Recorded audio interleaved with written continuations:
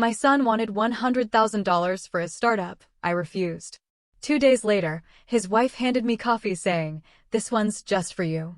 The smell felt off, so I swapped it with her mom's an hour later. Hook. Imagine waking up to the chilling realization that the deadliest enemy you've ever known isn't some faceless monster, but the very person who calls you mom. This isn't just a story. It's a raw, brutal chronicle of family betrayal, attempted murder, and a revenge so devastating it would make the devil himself flinch. My name is Colleen Princewell, and at 68 years old, I thought I understood the dark price of an $80 million oil fortune. I knew money could talk, could scream, could even lie, but I never imagined it could turn my own son into a cold-blooded killer. Main story *, our Princewell estate wasn't just land. It was a sprawling, 500-acre kingdom carved out of raw Texas earth, where oil derricks tirelessly pumped liquid gold, a legacy my grandfather had literally fought and bled for. The mansion itself? A monument to 3 generations of immense wealth, 14 rooms adorned with hand-carved mahogany, crystal chandeliers that glittered like frozen starlight, and Persian rugs that cost more than most people's entire homes. It was undeniably beautiful, breathtakingly imposing, and utterly, painfully lonely. My husband, Charles, had died 5 years prior, leaving me to helm an empire I'd never truly wanted. That Tuesday morning in October, it felt like any other. I was in my study, sifting through quarterly reports from our various oil fields, when the familiar rumble of Blake's BMW broke the morning quiet. My 35-year-old son rarely graced us with his presence without an ulterior motive, and as I watched him pull up the circular drive through the bay windows, I could practically feel the coiled tension in his shoulders, even from a distance. Blake had always possessed that privileged, prep school kind of handsome, the kind that effortlessly opened doors but often closed minds. Yet, lately, a disturbing shift had occurred. The easy, arrogant confidence of his youth had curdled into a desperate, almost ravenous hunger. It was the haunted gaze of a man who'd tasted failure and found it profoundly, bitterly unpalatable. "Mom," he blurted, bursting into my study without even the courtesy of a knock. His expensive suit was wrinkled, his usually perfectly coiffed hair disheveled. "We need to talk." I slowly set down my reading glasses, my gaze unwavering as I studied his face. Dark circles shadowed his eyes, and a barely perceptible tremor in his hands betrayed a deeper agitation he desperately tried to conceal. "Of course, sweetheart. Sit down. You look terrible." "Thanks for the pep talk," Blake muttered, collapsing into the plush leather chair opposite my mahogany desk. "Look, I'm going to cut straight to the chase. I need money. A lot of money." Here we go again, I thought, a weary sigh catching in my throat. Blake's various business ventures had a notorious history of requiring my financial intervention. His last brilliant startup, some app for rating restaurants, had bled me dry of $300,000 before folding spectacularly. Before that, it was a clothing line that never even made it past the design phase. Each colossal failure was meticulously followed by elaborate explanations about market timing and investor politics, but the bitter result was always the same. My bank account grew lighter, while Blake's promises grew emptier. "How much?" I asked, though deep down, I already suspected I didn't want to know the answer. $100,000. The number hung in the opulent air between us, as stark and chilling as the smoke from a gunshot. It was more than he'd ever dared to ask for before, and the casual, almost entitled way he uttered it, like he was ordering a cup of coffee, set off every single alarm bell in my head. "That's a substantial amount, Blake. What exactly is this new venture?" "It's a tech startup, a revolutionary online marketing platform that's going to change everything." His words tumbled out in a practiced, breathless rush, as if he'd rehearsed this very pitch countless times in front of a mirror. "My partner has connections with Fortune 500 companies, and we're projecting 7-figure profits in the first year alone." I'd heard variations of this song before, and it never, ever ended well. "Who's your partner?" Blake's eyes flickered, darting away from mine. "You don't know him. He's from California. Tech background, proven track record." "What's his name?" My voice was calm, but firm. "Mom, why does it matter? The opportunity is what's important here." His evasion was deafening. In my 30 years cross-examining witnesses as a prosecutor, I'd learned to instantly recognize the nascent sound of a lie being born. Blake was hiding something, and whatever it was, it required $100,000 to fix. Blake, we've had this conversation before, multiple times. I've supported your business dreams generously, and not a single one has ever succeeded. Perhaps it's time you tried building something with your own resources. The transformation was immediate. And frankly, terrifying. Blake's face darkened, contorting with a sudden, ugly fury. His hands clenched into white-knuckled fists in his lap. For a fleeting, chilling moment, I saw something in his eyes that vividly reminded me of his father, my ex-husband, who'd tried to manipulate me out of my inheritance before I finally divorced him 15 years ago. My own resources? Blake's voice rose to a near shout, laced with bitter contempt. What resources, Mom? I'm drowning here. Do you have any idea what it's like to live in the shadow of all this? He gestured wildly, encompassing the entire opulent study around us. Everyone expects me to be successful because I'm a prince. Well, but how can I compete when you control everything? I've given you every advantage, I countered, my voice steady despite the tremor in my heart. Advantages? Blake laughed, a harsh, humorless sound. You've given me just enough to fail spectacularly. Just enough to make me look like a spoiled rich kid who can't make it on his own, but never enough to actually succeed. The accusation stung, partly because it held a tiny, uncomfortable grain of truth. I had been careful about how much money I gave Blake, perhaps too careful. But I had seen too many wealthy families utterly destroyed by children who never learned the value of honest work. Blake, let's discuss this rationally. There's nothing to discuss. I need that money, and I need it now. This isn't a request, Mom. It's a necessity. His eyes narrowed, a cold, predatory glint I'd never seen before. Give me the money, Mom. You'll soon die anyway. My blood ran cold, my son. My own flesh and blood wanted me dead. Something in his tone wasn't merely the petulant demand of a spoiled child.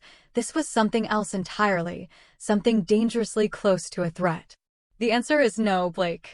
I won't be investing in another one of your ventures. He stood up so abruptly that his chair rocked violently backward. Fine. But don't come crying to me when you're older and alone because you chose money over family. The words landed like a physical slap, but it was the icy calculation in his eyes that truly terrified me. This wasn't anger anymore. This was something far, far worse. Blake, is there something you're not telling me? Are you in some kind of trouble? For just a split second, his mask slipped completely. I saw raw fear there, and desperation, and something that looked like genuine panic. But then the cold, hardened expression returned, and he headed for the door. Forget I asked, he said, without even turning around. I'll figure it out myself. As Blake's BMW roared down the driveway, kicking up a plume of gravel and dust, I sat alone in my study, feeling as though I'd just dodged a bullet I didn't fully comprehend. Something was profoundly wrong with my son. And whatever it was, it desperately required $100,000 to solve. I instinctively reached for the phone to call my private investigator, then hesitated. And set it down again. Blake was my son, my flesh and blood. Whatever trouble he was tangled in, I told myself, we could work through it together. That decision, born of a mother's lingering hope, would very nearly cost me my life. 2 days later, Blake returned, this time with his wife, Skylar. And immediately I knew this wasn't a social visit. Where Blake's previous approach had been desperate and direct, this felt chillingly calculated, strategically planned. They arrived at precisely 10 a.m., not early enough to seem overeager, not late enough to appear disrespectful. The timing felt deliberate, almost rehearsed. I watched from my kitchen window as they exited Blake's car. Even from a distance, Skylar commanded attention. She was beautiful in that sharp, expensive way that required considerable maintenance, platinum blonde hair that moved like silk, designer clothes that fit her model-thin frame perfectly, and an aura of icy confidence that stemmed from knowing she was the most attractive, most intimidating person in any room. Blake and Skylar had been married for 3 years, but I'd never felt truly comfortable around my daughter-in-law. There was something theatrical about her interactions with me, like she was playing a role rather than being herself. She always said exactly what people wanted to hear, but her eyes remained calculating and unnervingly cold. "Colleen, I hope you don't mind us dropping by," Skylar purred, gliding into my kitchen, carrying 2 steaming cups of coffee in delicate china mugs. She moved with the kind of practiced grace that made every gesture look like a performance. "I brought you something special."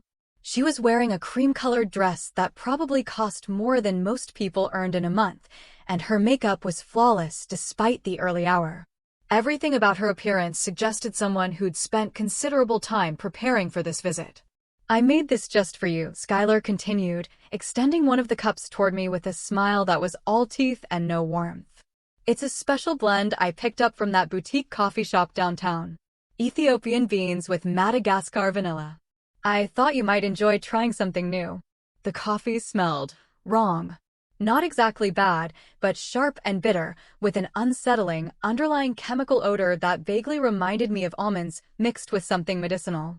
After 30 years of prosecuting criminals, you develop an instinct for danger. Every nerve in my body was screaming that something was off, but I kept my expression neutral, my face a carefully constructed mask. "How thoughtful of you, dear," I said, accepting the cup while subtly studying Skylar's face. She was watching me with an intensity that felt predatory, like a cat watching a mouse approach a trap. Blake lingered by the kitchen doorway, and I noticed he wouldn't meet my eyes. His usual nervous energy had been replaced by a strange stillness that made him look like he was holding his breath.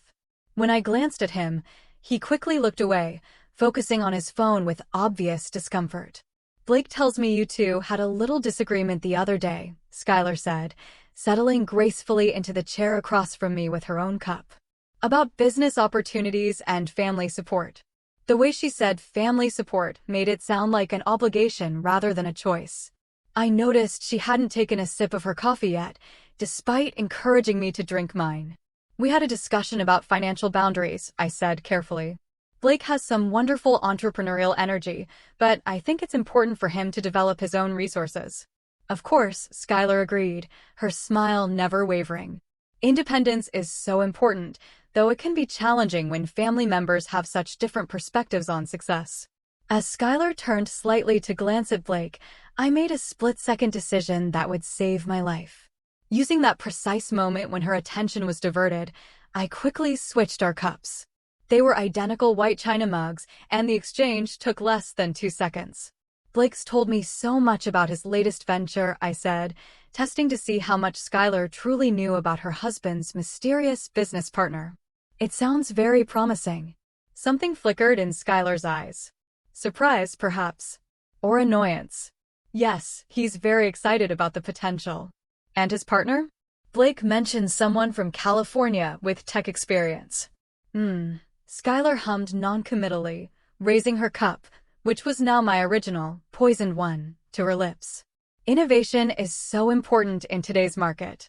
We chatted about meaningless things while I pretended to sip my coffee and watch Skylar take her first real drink. Her face twisted slightly, like she'd tasted something profoundly unpleasant. I saw her eyes widen with what looked like confusion, but she said nothing about the flavor, which was interesting. "This is delicious," I lied, setting my cup down after another fake sip. "You'll have to tell me where you found this blend." "The shop on Elm Street," Skylar said abruptly, and I could practically see her mind working, trying to process something that simply didn't make sense to her.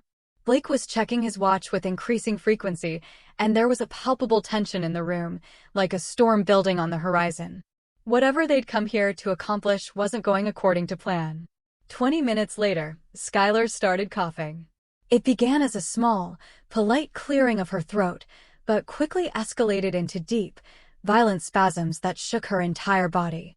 Her face flushed an alarming red, then began to take on a grayish pallor that made her look genuinely, horrifyingly ill.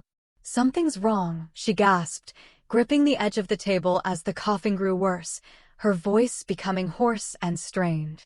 I can't breathe properly." Blake rushed over from his position by the door, his concern appearing genuine, or at least, incredibly well acted. "Skylar, what's happening? Are you having an allergic reaction?" "Hospital," she wheezed, her breathing becoming increasingly labored. "Need to go to the hospital now." As we rushed to prepare for the emergency room, Skylar leaning heavily on Blake, making appropriately distressed noises. One thought kept repeating in my mind, that coffee was meant for me. Which meant my loving daughter-in-law had just poisoned herself with her own murder weapon. The irony was so perfect, so deliciously poetic, it almost made me smile. The ride to Mercy General Hospital felt like a scene ripped straight from a medical drama, complete with Skylar's increasingly theatrical symptoms and Blake's perfectly calibrated concern. I sat in the back seat, watching this performance unfold, and marveled at the precision of their act. Skylar's breathing had become labored and raspy, her skin was flushed and blotchy, and she was clutching her throat like she was fighting for every single breath. If I hadn't known better, I would have been genuinely worried about her condition. But knowing what I knew about the coffee's intended target, I found myself studying her symptoms with a cold, almost clinical detachment. "How are you feeling, sweetheart?" Blake asked for the third time in 10 minutes, his voice pitched perfectly between concern and panic. "Just hold on. We're almost there." "Burns," Skylar managed to gasp between violent coughing fits. "Throat burning. Cyanide poisoning, the almond smell. The respiratory distress. The burning sensation." Someone had done their homework. Cyanide was fast-acting, difficult to detect without specific tests, and would cause exactly the symptoms Skylar was experiencing. If she'd given me the full dose intended for my body weight, I would likely be dead by now. The emergency room at Mercy General was controlled chaos, a familiar mix of genuine emergencies and hypochondriacs that made triode such an art form. But Skylar's condition was dramatic enough to get immediate attention. "We need help," Blake called out as we entered, supporting his wife, who was now making choking sounds that would have been truly alarming if they weren't so perfectly timed. "My wife can't breathe." The medical team responded with impressive efficiency. Within minutes, Skylar was on a gurney, hooked up to monitors, and surrounded by nurses taking vitals and asking rapid-fire questions. "When did the symptoms start?" Dr. Amanda Rodriguez asked, clipboard in hand, stethoscope around her neck. "About 30 minutes ago," Blake answered, playing the role of concerned husband to perfection. "She was fine this morning, then suddenly started coughing and having trouble breathing." "Any known allergies, medications, recent changes in diet or environment?" "Nothing," Blake said. "She's always been perfectly healthy." I watched this exchange with growing fascination. Blake was answering all the questions smoothly, never hesitating, never appearing uncertain. Either he was remarkably calm under pressure, or he'd prepared for exactly this scenario. "Mrs. Morrison," Dr. Rodriguez addressed Skylar directly. "Can you tell me what you were doing just before the symptoms started?" "Coffee," Skylar whispered, her voice barely audible. "Having coffee with her." Her eyes found mine across the small examination area. The way she said her carried an unmistakable note of accusation. Even in her supposedly weakened state, Skylar was already laying the groundwork for what was to come. Dr. Rodriguez followed Skylar's gaze to me. "Are you family?" "I'm her mother-in-law," I said. "We were having morning coffee when she became ill." "Did you both drink the same coffee?" "Similar," I said carefully. Skylar prepared it. 2 cups from the same pot. Dr. Rodriguez made notes on her clipboard, and I could see the wheels turning in her medical mind. Food poisoning was always a possibility when multiple people consumed the same substance. But only one person getting sick suggested either an allergic reaction or something far more sinister. "We're going to run some blood tests," Dr. Rodriguez announced. "In the meantime, let's get you on oxygen and see if we can make you more comfortable." As the medical team worked on Skylar, Blake turned to me with an expression I couldn't quite read. "Mom, I'm going to run home and get some of her things. Pajamas, medications. You know how hospitals are." "Of course, sweetheart," I said, patting his arm. "Take your time." It was interesting how quickly Blake was leaving, especially when his wife was potentially fighting for her life. Either he was remarkably trusting of the medical staff, or he had somewhere else he urgently needed to be. I settled into the uncomfortable plastic chair in the waiting area, surrounded by the familiar sounds of medical emergencies and human suffering. The magazines were outdated, the coffee was terrible, and the fluorescent lighting made everyone look slightly dead. It was the perfect setting for contemplating attempted murder. 3 hours later, Blake returned with an overnight bag, looking appropriately exhausted and worried. His timing was impeccable. He walked through the door just as Dr. Rodriguez emerged from the treatment area with news. "We found traces of cyanide in her bloodstream," Dr. Rodriguez announced with clinical precision. "This appears to be deliberate poisoning. I'm required by law to contact the authorities." Cyanide. The word hung in the air like an accusation. Blake's face went pale, and he grabbed my arm as if seeking support. "Poisoning," he repeated, his voice cracking with what sounded like genuine shock. "But how? Who would do something like that?" Before Dr. Rodriguez could answer, Skylar's voice rang out from behind the curtain, weak, but remarkably clear for someone who'd been at death's door. "She did it," Skylar said, her finger pointing directly at me when the curtain was pulled back. "Colleen poisoned my coffee. She tried to kill me." The accusation hit the room like a bomb. Dr. Rodriguez stared at me with a mixture of shock and suspicion, while Blake looked like he'd been slapped. "That's impossible," Blake said, but his voice lacked conviction. "Mom would never." "She made the coffee herself," Skylar continued, her voice gaining strength with each word. "She handed it to me personally. She watched me drink it." "Well, that was gratitude for you." Here I'd inadvertently saved her life by switching cups, and she was repaying the favor by trying to frame me for attempted murder. The irony was delicious, even if the consequences were likely to be serious. Detective James Morrison arrived at the hospital within 30 minutes of Dr. Rodriguez's call, which suggested that attempted murder cases received priority attention in our quiet Texas town.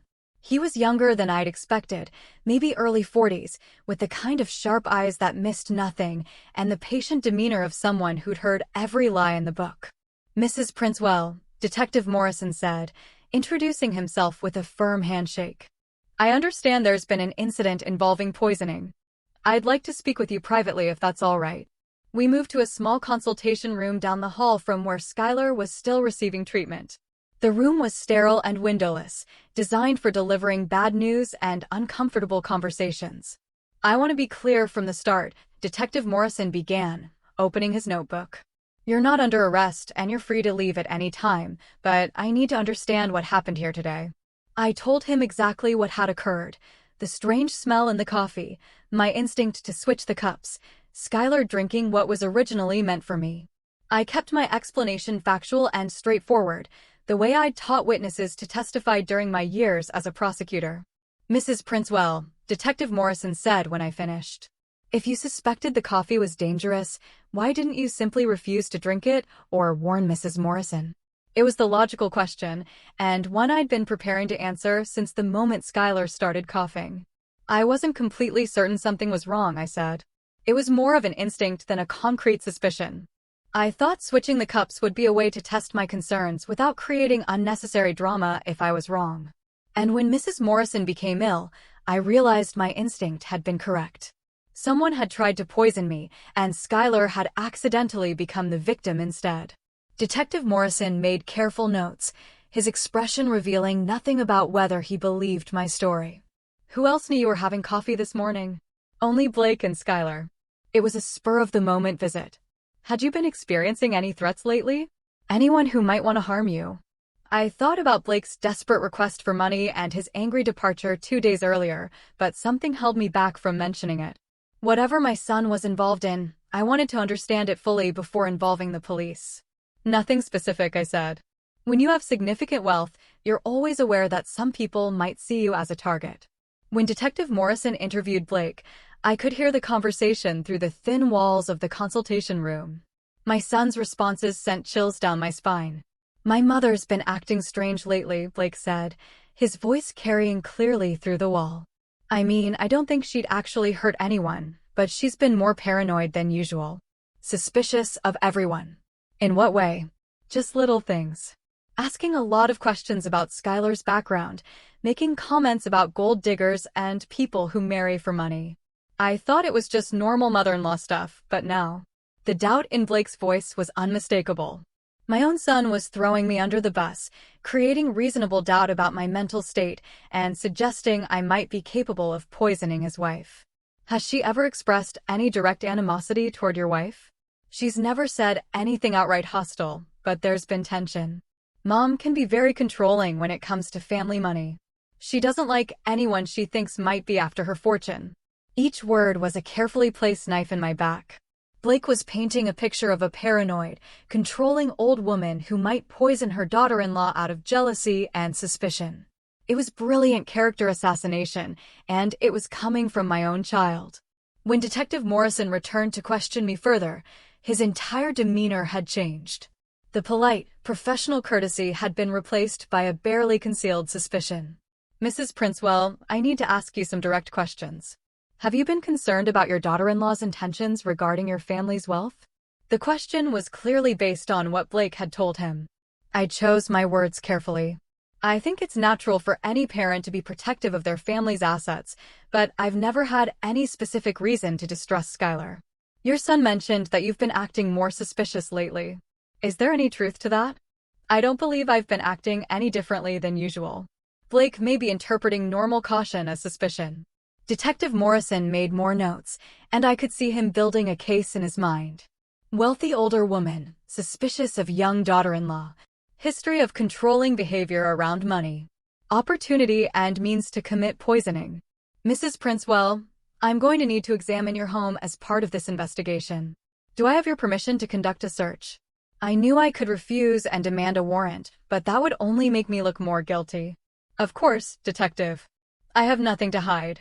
We'll also need to examine any computers, phones, or other devices that might contain relevant information. Whatever you need, Detective. As we prepared to leave the hospital, I caught one last glimpse of Skylar through the gap in her room's curtain. She was sitting up in bed, no longer appearing to struggle for breath, engaged in quiet conversation with a nurse. When she saw me looking, she offered a small, satisfied smile that made my blood run cold. That smile told me everything I needed to know. This wasn't over. In fact, it was just beginning. The search of my home was thorough, professional, and utterly devastating. Detective Morrison arrived with a full forensics team and a warrant that gave them permission to examine every inch of my property. I watched from my living room as strangers in latex gloves went through my most personal possessions, looking for evidence that I was a would-be murderer. "We appreciate your cooperation, Mrs. Princewell," Detective Morrison said as his team spread throughout the house. "This should only take a few hours."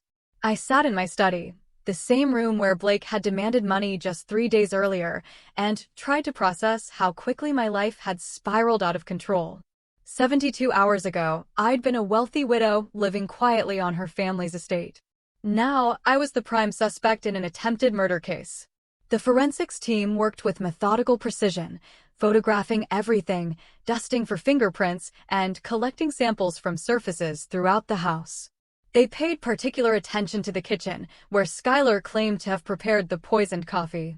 "Ma'am," one of the technicians called from the kitchen. "Can you show us where the coffee supplies are kept?" I led them to the pantry, where my housekeeper kept various coffee beans, filters, and accessories. Everything looked normal to me, but the technicians treated each item like potential evidence, carefully bagging and labeling anything that might have come into contact with poison. "What about cleaning supplies?" Detective Morrison asked. "Anything that might contain chemical compounds?" I showed them to the utility room, where we kept the usual household chemicals, bleach, ammonia, drain cleaners, and various other toxic substances that could be found in any home. Again, they photographed and sampled everything. 2 hours into the search, I heard one of the technicians call out from the guest bathroom upstairs. "Detective Morrison, you need to see this." The excitement in his voice made my stomach clench. I followed Detective Morrison upstairs, dreading what they might have found. In the guest bathroom, a room I rarely used and hadn't even entered in weeks, they discovered a small glass vial hidden behind the medicine cabinet. The vial contained traces of a clear liquid, and beside it was a handwritten list that included Skylar's name, along with what appeared to be dosage calculations. "Mrs. Princewell," Detective Morrison said, holding up an evidence bag containing the vial and list. "Can you explain these items?" I stared at the evidence, feeling the world tilt around me. The handwriting on the list looked remarkably similar to mine, though I had no memory of writing anything like it. The vial was completely unfamiliar. I've never seen either of those items before, I said, my voice sounding strange and distant to my own ears. This is your handwriting, isn't it? Detective Morrison pressed, showing me the list more closely. Looking at it carefully, I had to admit that it did look like my handwriting, the formation of the letters, the particular way I crossed my T's and dotted my I's. Whoever had written this had either studied my writing extensively or— Detective Morrison, I said slowly, a horrifying realization dawning. I need to tell you something important. While we were at the hospital this morning, Blake left for several hours to get Skylar's belongings from their house. He would have had access to my home during that time. Are you suggesting your son planted this evidence?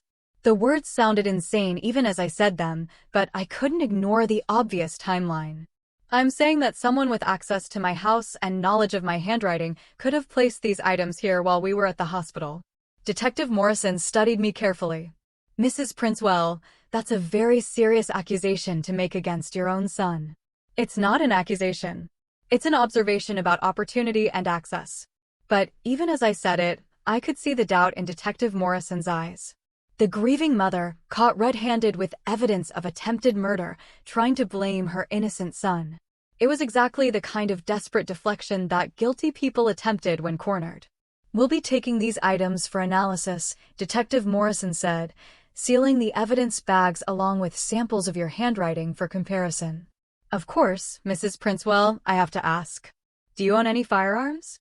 The question caught me off guard. Yes, I have a pistol in my bedroom safe. Why? We'll need to examine that as well. I led them to my bedroom and opened the safe, revealing a .38 caliber revolver that Charles had insisted I keep for protection. The gun was exactly where I'd left it, and I couldn't imagine how it related to a poisoning case. Has this weapon been fired recently? Detective Morrison asked. Not in over a year. I occasionally take it to the shooting range for practice, but I haven't done that in months. They bagged the gun anyway, along with the box of ammunition from the safe. I was beginning to understand that in a criminal investigation, everything was potentially relevant until proven otherwise. As the search team finished their work, Detective Morrison pulled me aside for a final conversation. Mrs. Princewell, based on what we found today, I need to inform you that you're now considered a person of interest in this case. I strongly recommend that you contact an attorney. Am I under arrest? Not at this time, but I advise you not to leave town without notifying my office. After the police left, I walked through my home, seeing it with new eyes, rooms that had been photographed and searched, surfaces that had been dusted for fingerprints, possessions that had been examined for evidence of criminal intent. My sanctuary had been violated, and I felt like a stranger in my own house. But more than that, I felt the weight of betrayal settling on my shoulders like a lead blanket.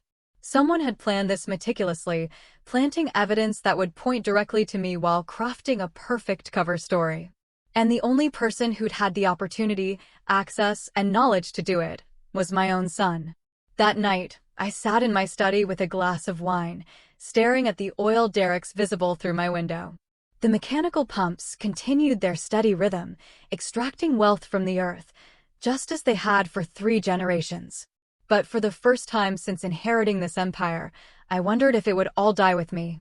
Blake hadn't just tried to rob me. He tried to murder me and frame me for the attempted murder of his wife. The sheer complexity and cruelty of the plan took my breath away.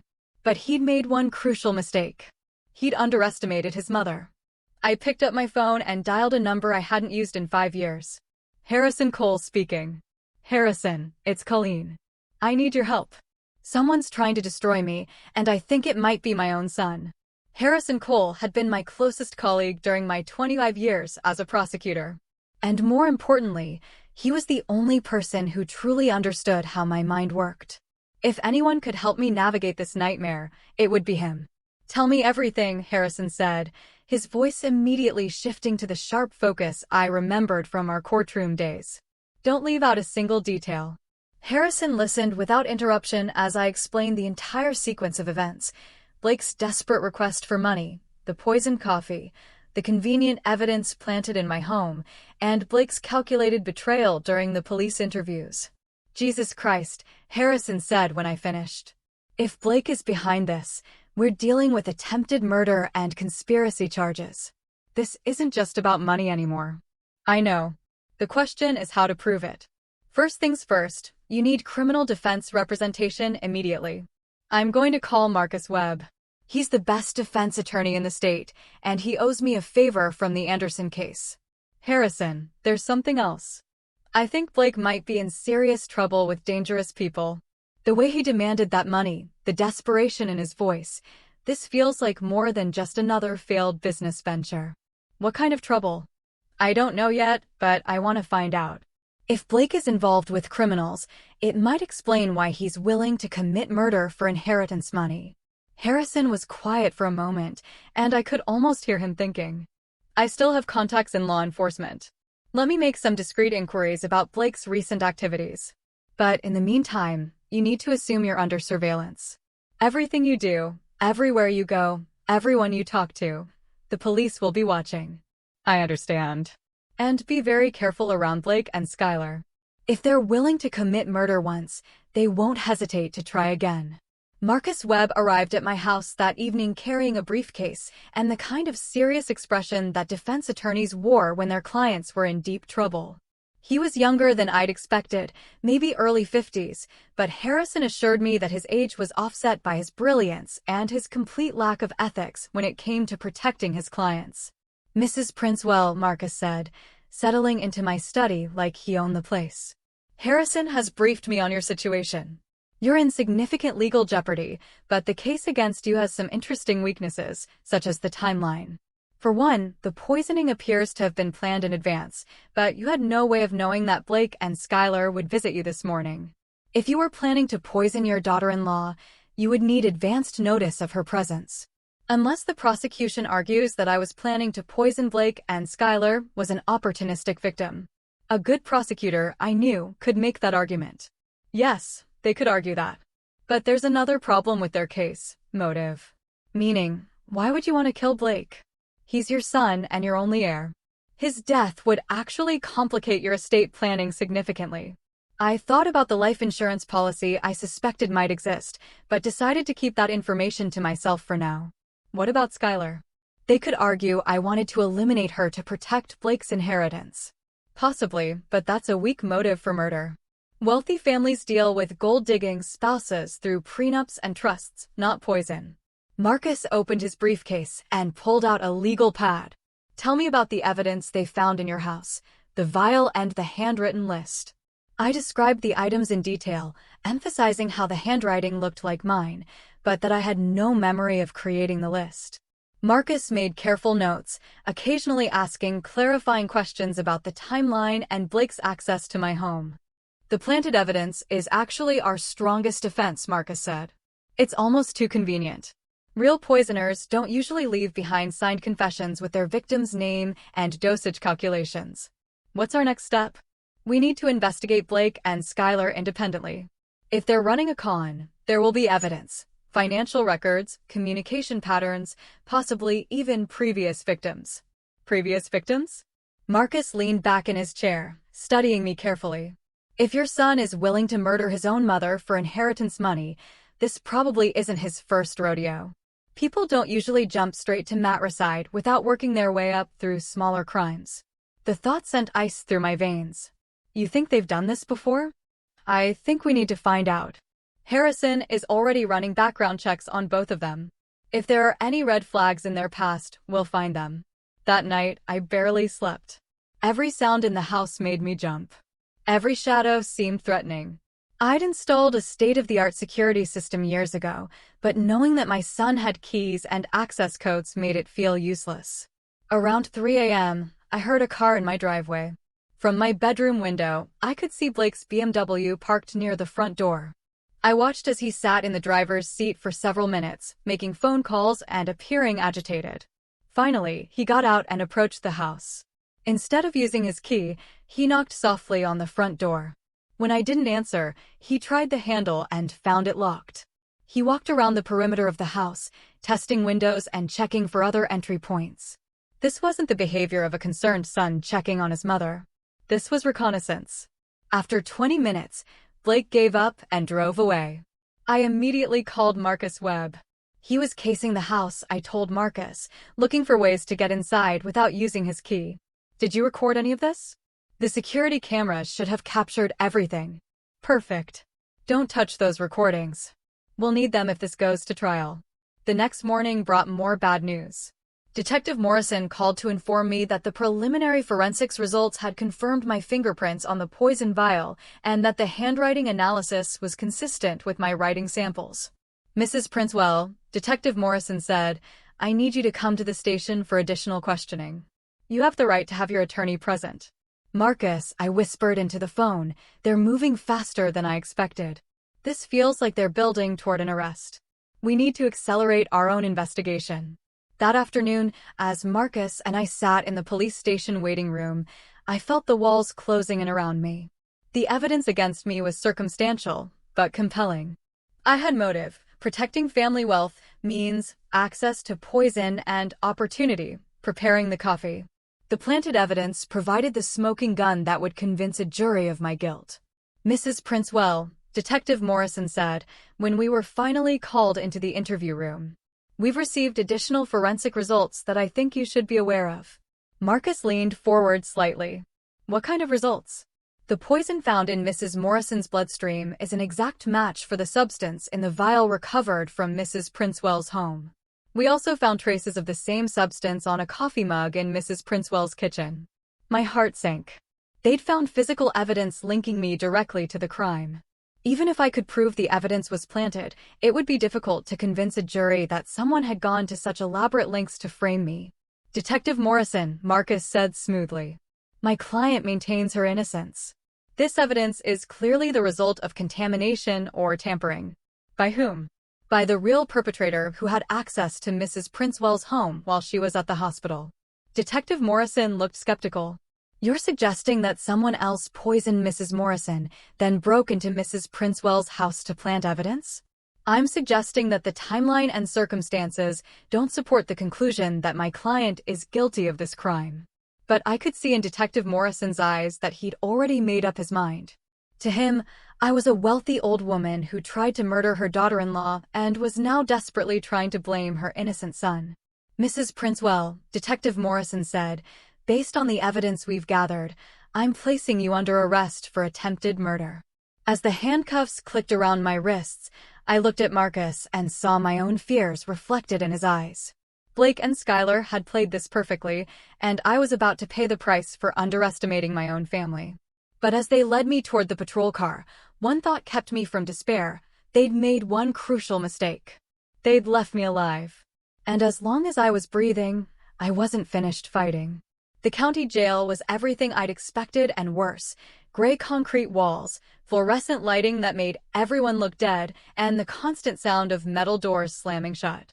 I'd sent enough criminals to places like this during my career, but experiencing it firsthand was profoundly different. My cellmate was a woman named Maria Santos, arrested for check fraud, and surprisingly philosophical about the experience. First time? She asked as I tried to make myself comfortable on the narrow bunk. Unfortunately, yes. What did you do? They think I tried to poison my daughter-in-law. Maria whistled low. Family drama.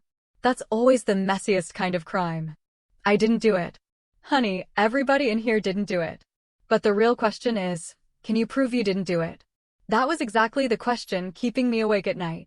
Marcus had warned me that proving innocence was much harder than establishing reasonable doubt, especially when the evidence was as seemingly solid as what they'd assembled against me. The bail hearing was set for Monday morning, 3 days away. Marcus was confident he could get me released, but the prosecution was arguing that I was a flight risk due to my substantial wealth and that I posed a danger to potential witnesses. The district attorney is treating this like a high-profile case, Marcus explained during one of his visits. They think convicting a wealthy oil heiress will be good publicity. What about our investigation into Blake and Skylar? Harrison is making progress, but it's slow-going. We've confirmed that Blake has significant gambling debts, over $300,000 to some very unsavory people. That gives him clear motive for needing money quickly. $300,000? The number staggered me. How did he accumulate that kind of debt? High-stakes poker games, sports betting, some kind of cryptocurrency speculation that went wrong. The point is, he was desperate enough to do something drastic. What about Skylar? Marcus's expression darkened. That's where it gets interesting. Skylar Morrison doesn't exist. I felt my pulse quicken. Huh? What do you mean? The identity is fake. Created about 4 years ago with forged documents and a fabricated background. Harrison traced her real identity to a woman named Victoria Sterling, who has a criminal record in 3 states. What kind of record? Identity theft, fraud, and get this, suspected involvement in a suspicious death of an elderly man in Arizona. The case was never prosecuted due to lack of evidence, but the pattern is clear. Suddenly, everything made sickening sense. Blake hadn't just married a beautiful woman.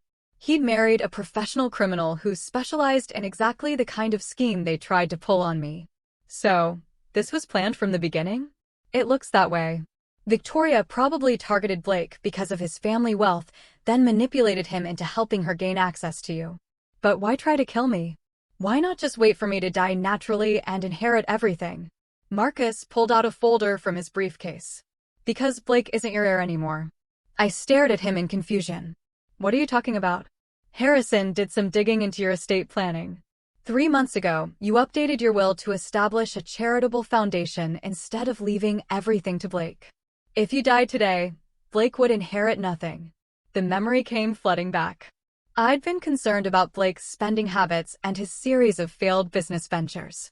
My estate attorney had suggested creating a foundation that would provide Blake with a comfortable income while ensuring the bulk of the principal fortune would be used for charitable purposes.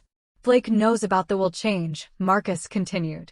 Your attorney's office confirmed that Blake called asking about your estate plans about 6 weeks ago. So, he knew that killing me wouldn't get him the inheritance, right? But if you were convicted of attempting to murder Skylar, the will could be challenged on grounds of mental incompetence or criminal behavior. Blake could argue that you weren't of sound mind when you changed the will. The complexity of their plan was staggering. They hadn't just tried to kill me. They tried to destroy my reputation and mental competency so that Blake could inherit my fortune even after I'd specifically disinherited him. There's more, Marcus said. We found evidence that Blake has been taking out loans against his expected inheritance. He owes money to several legitimate lenders and some very illegitimate ones. If he doesn't inherit your estate, he's not just broke, he's in physical danger from the people he owes money to. Exactly. These aren't the kind of creditors who accept payment plans. I spent that night staring at the ceiling of my cell, processing the full, horrifying scope of Blake and Victoria's betrayal. My son hadn't just been involved, he was capable of anything. But knowledge was power, and now I had the ammunition I needed to fight back. Midway subscribe line asterisk, and if you're still replaying those chilling betrayals in your mind, make sure to hit that subscribe button right now. Trust me, you won't want to miss what happens next, because this is where Colleen Princewell stops being a victim and starts hunting. Maria, I said to my cellmate around 2 a.m., what do you know about getting revenge on people who try to destroy your life? She rolled over and looked at me with new interest. Honey, that depends on how far you're willing to go and how much money you've got to spend. I have more money than I know what to do with, I replied, my voice hard, and after what they've put me through, I'm willing to go pretty far. Maria smiled, and it wasn't a pleasant expression. In that case, you and I need to have a very interesting conversation. The bail hearing was a media circus. News vans lined the street outside the courthouse, and reporters shouted questions as Marcus escorted me through the crowd. Oil heiress accused of poisoning daughter-in-law was the headline on every local news station, and I could see the story spreading to national outlets. Blake and Skylar were in the courtroom, sitting in the front row with their attorney. Skylar looked appropriately frail and victimized, while Blake played the role of the devastated son, torn between loyalty to his mother and justice for his wife. Judge Patricia Williams presided over the hearing with the no-nonsense efficiency I remembered from my prosecutorial days. She listened to the arguments from both sides, reviewed the evidence, and set bail at $2 million, high enough to make a statement, but not so high as to be punitive. The defendant will surrender her passport and submit to electronic monitoring, Judge Williams announced. She is not to have any contact with the alleged victim or any witnesses in this case. As I was processed for release, Marcus pulled me aside with urgent news. Harrison found something big, he said quietly. Victoria Sterling's real name is Rebecca Martinez, and she's wanted by the FBI for a string of similar crimes across multiple states. The FBI? I gasped. She's been running the scam for over a decade. Elderly victims in Arizona, New Mexico, Texas, and California. Always the same pattern: marry into money, kill the spouse, inherit the wealth, and disappear. How many victims? At least 7 that we can confirm. Maybe more. The scope of Victoria's criminal enterprise was staggering. She wasn't just a con artist. She was a serial killer who'd turned murder into a business model. Where is she now? That's the problem. After your arrest, both Blake and Victoria disappeared. Their house is empty. Bank accounts are closed, and nobody knows where they went. My blood ran cold. They're running. It looks that way. But here's the thing. We've been in contact with the FBI, and they're very interested in finally catching Rebecca Martinez. They're willing to work with us. What does that mean for my case? If we can prove that Rebecca Martinez poisoned herself as part of an elaborate frame job, your charges will be dropped immediately. But we need to find her first. That evening, I sat in my study with an electronic monitoring bracelet around my ankle, feeling like a prisoner in my own home. The media attention had been overwhelming, reporters camping outside my gates, helicopters circling overhead, and a constant stream of phone calls from journalists wanting my side of the story. I refused all interviews, but I watched the coverage with growing anger. Blake was giving carefully orchestrated statements to sympathetic reporters, painting himself as the tragic son of a mentally unstable mother who'd finally snapped under the pressure of aging and wealth. My mother has been increasingly paranoid over the past year, Blake told Channel 5 News. She's made accusations against multiple family members and friends, claiming they're after her money. I think the stress of managing such a large estate has affected her judgment. It was a masterful performance, designed to support the prosecution's theory that I was suffering from age-related mental decline that had led to irrational and violent behavior. But Blake had made one crucial mistake. In his eagerness to appear on television, he revealed that he and Victoria were still in the area. The interview had been conducted at a local hotel, which meant they hadn't fled as far as we'd thought. I called Marcus immediately. Did you see Blake's interview? I saw it. Harrison is already working with the FBI to trace their location. Marcus, I want to end this. All of it. I'm tired of being reactive. It's time to go on the offensive. What did you have in mind? I've been thinking about this since my conversation with Maria in jail. I want to set a trap. Use myself as bait to draw them out into the open. Colleen, that's incredibly dangerous. If Rebecca Martinez is willing to commit murder, she won't hesitate to try again. That's exactly what I'm counting on. The plan I outlined to Marcus was elegant in its brutal simplicity. We would leak information suggesting that I'd hidden evidence that could clear my name, documents or recordings that proved Blake and Victoria had framed me. The bait would be irresistible to them, because as long as that evidence existed, they would never be safe. They'll have to come after me, I explained. Either to steal the evidence or to kill me before I can use it. And when they do, the FBI will be waiting. Marcus was quiet for a long moment. This is either brilliant or suicidal. I'm not sure which. After what they've put me through, I'm not sure I care. The leak was carefully orchestrated through Harrison's media contacts. By the next morning, rumors were circulating that Colleen Princewell had discovered evidence proving her innocence and was planning to present it to authorities within 48 hours. The story was vague enough to be believable, but specific enough to create urgency. If Blake and Victoria thought I had evidence that could expose them, they would have to act quickly. All I had to do was wait for them to come to me. The waiting was the hardest part. For 2 days, I went through the motions of normal life while wearing a wire and knowing that FBI agents were positioned around my property. Every phone call could be the setup for an ambush. Every visitor could be a potential assassin. Marcus had wanted to evacuate me to a safe house, but I'd insisted on staying at the estate. If Blake and Victoria were going to make a move, it would be on familiar ground where they felt confident, and I appeared vulnerable. On the 3rd night, they took the bait. I was in my study, pretending to review documents while actually reading a novel, when the motion sensors detected movement near the back of the house. The FBI had installed additional security equipment that would alert them to any intrusion, but I was on my own until they could respond. Blake appeared first, slipping through the French doors that led from the garden to my living room. He moved with practiced stealth, clearly familiar with the house's layout and security blind spots. Victoria followed a moment later, carrying what looked like a small medical bag. I remained in my study, but I could hear their whispered conversation through the thin walls. Where would she hide it? Victoria asked, her voice carrying a slight accent that hadn't been present when she was playing the role of sweet daughter-in-law. Probably in the safe, Blake replied. She keeps all her important documents there. What's the combination? My birthday. She's sentimental like that. They moved through my house like they owned it, searching methodically for evidence that didn't exist. I could hear drawers being opened, papers being shuffled, and the occasional curse when they came up empty-handed. Blake, Victoria said after 20 minutes of fruitless searching. Are you sure she has something? This could be a trap. She has to have something. How else would she know to switch the coffee cups? Maybe she got lucky. No, my mother's too smart for luck. She figured something out, and now she's planning to use it against us. The grudging respect in Blake's voice might have been flattering under different circumstances.